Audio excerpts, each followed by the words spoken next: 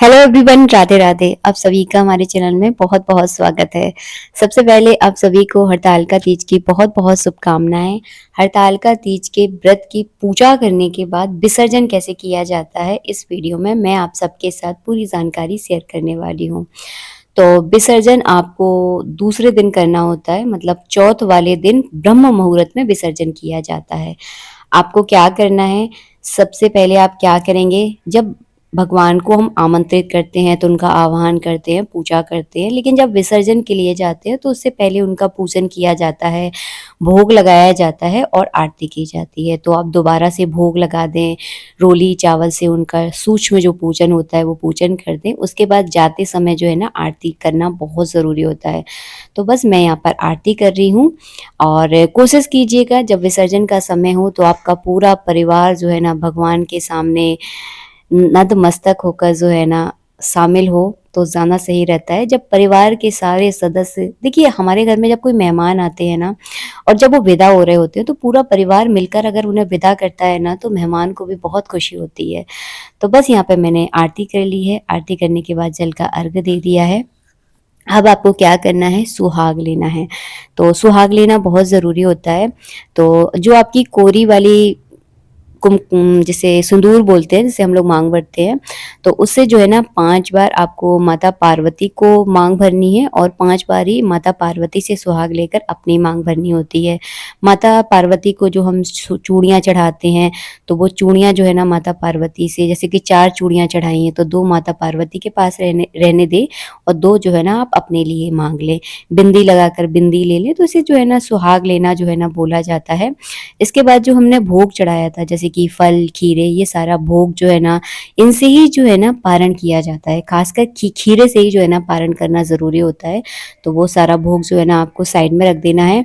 जो हमने बायने के लिए सामान छिड़कते हैं, जो माता पार्वती के लिए हम श्रृंगार, चूड़ी, बिंदी, महावर, मेहंदी और साड़ी लेकर आते हैं, वो जो है ना आपको अपने किसी मान-धान को या अपनी सास को जो है ना दान कर देना है। इसके बाद जो है ना विसर्जन के चावल छोड़ना बहुत ज़रूरी है। तो मैंने कलश पर चावल छोड़ दिए हैं, गणेश जी पर, शिव जी पर, माता पार्वती पर, सब पे मैं कलश के मैं चावल छोड़ दूंगी। इसके बाद जो है ना आपको कलश उठा लेना है। कलश पर के नीचे जो हम चावल रखते हैं, सारे चावलों को आपको इकट्ठा कर लेना है। बाद में मैं बताऊंगी इन चावलों का क्या किया जाता है। कलश के जल को आपको पूरे घर में छिड़कना होता है। इसके अंदर जो सिपाड़ी की गांठ, हल्दी की गांठ जो हमने डाली होती है, इसको आप अन्य किसी पूजा में जब आप कलश स्थापना करते हैं तब आप इसे यूज कर सकते हैं। जो पत्ते हम लगाते हैं, इसे जो है ना आप अपने घर के किसी पेड़ पौधों में डाल दें, सबसे अच्छी बात है। कलश का जो एक्स्ट्रा जल होता है, इसे भी आप पेड़ पौधों में डाल दें। बस ध्यान रखिए कि किसी के पैरों में जो है ना ये जल नहीं गिरना चाहिए। तो हर जगह हर चीज़ जो है ना नदी के किनारे विसर्जित नहीं कर सकते, क्योंकि हर जगह ये सुविधा जो है ना उपलब्ध नहीं होती है। तो घर में ही सारा तरीका जो है ना मैं बताने वाली हूँ आपको। इसके बाद जितने भी हमने बेलपत्र चढ़ाए हैं, फूल माला चढ़ाई है, सब कुछ आप एक साइड निकाल के रख लें। और इनको जो है ना सबको आपको क्या करना है, इकट्ठा करना है और अपने किसी घर के जो आपके पेड़ पौधे हैं ना उनमें डाल दें, क्योंकि इनका बहुत अच्छा खाद बनता है। मैं अक्सर ऐसे ही करती हूँ। इसके बाद क्या करना है आपको, माता पार्वती को, नंदी को, भगवान शिव को और गणेश जी को आपको विसर्जित करना है जल में। अगर आपके घर के आसपास नदी है तो आप नदी में विसर्जित कर दीजिए, बहुत अच्छा है। वैसे मान्यता नदी में विसर्जित करने की होती है। नदी में, तालाब में, कुएं में इनको विसर्जित किया जाता है, क्योंकि ये चलती हुई धारा रहती है तो इनकी विशेषता बहुत ज़्यादा है। लेकिन हर जगह ये चीज़ सुविधा जो है ना उपलब्ध नहीं हो पाती।